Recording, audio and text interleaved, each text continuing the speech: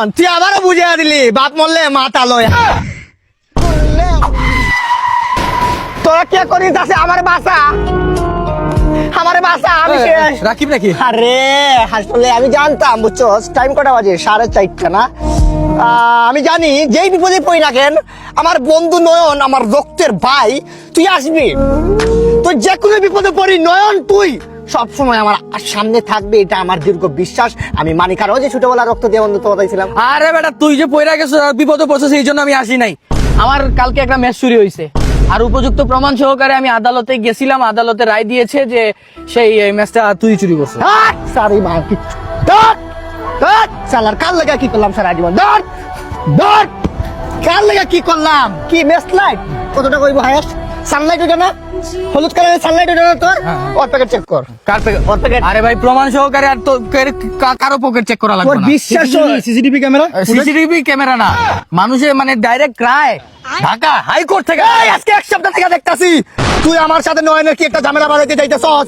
এই কালপুটের বাচ্চা দুধ করার যে এতদিন কালচা পুষ্টি অনেকদিন থেকে নয়ন সে আমাদের বন্ধুত্বটা নষ্ট করার জন্য এটা হচ্ছে তার ফাঁদ, তার বিগেস্ট প্ল্যান এটা হতে পারে তোর আর আমার সারা জীবনের বন্ধুত্বটা আজকে নষ্ট হয়ে যেতে পারে। রাকিব আমি আর কথাবার্তা বাড়াইতে চাইতেছি না, আমার ম্যাচটা তুই দিয়ে দে। কিসের ম্যাচ লাই? বিগত এক মাসে আমার 150টা ম্যাচ চুরি হয়েছে। 150টা ম্যাচের ভিতরে তাহলে 150টা ম্যাচই আমি চুরি করছি। হ্যাঁ। তুই কি আমাকে ইঙ্গিত দিচ্ছ? তোরে ইঙ্গিত আমি ডাইরেক্ট বলতেছি তোরে এক প্লেটে ভাত খাইছে নয়ন, 2 প্লেটই ভাত খা, সমস্যা কি ভাই? আমার ম্যাচ দিয়ে দে। নয়ন 1 কাপ দুধ দুইজনে একসাথে 2 ফাইট দিয়া এক মুখ দিয়ে খাইছিলাম। আমি খাওয়া ছাইড়া দিছি। আমি তো নিজের ভাই বানাইছিলাম। আমি তোর সাথে দুধ খাওয়া ছাইড়া দিছি কারণ তুই ব্রাশ করছ না।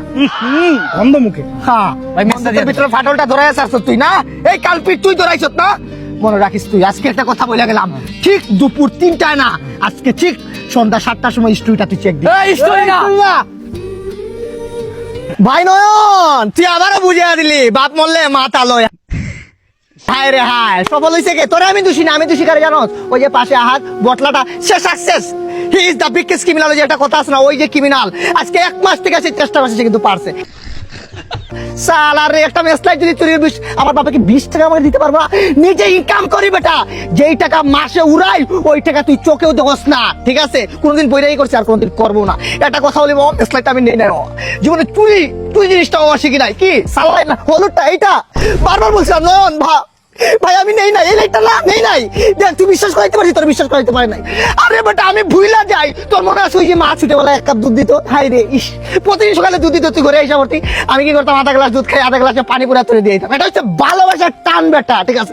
যেদিন শুনছি না তোর কিডনি ড্যামেজ, এই কথা আজ পর্যন্ত কেউ বলে নাই রে। তোর কিডনি কে দিচ্ছে জানোস? এই রাকিব দিচ্ছে বেটা, এইখান থেকে কিডনিটা দিছিলাম, গিরা থেকে ছুটে কিডনিটা দিয়ে দিচ্ছি, হারতে পারি নাই। দেখ তেরি ঝলক শরীফি হারতে গুইরা বিরা একটা কথা বলি, বন্ধু বান্ধব একটা লাইন বলি তোরা, ঠিক আছে? আব্দুল করিমের একটা গান লেখা গেছিল, গানের অর্থ সহ তোরা আজকে বইলা দিব।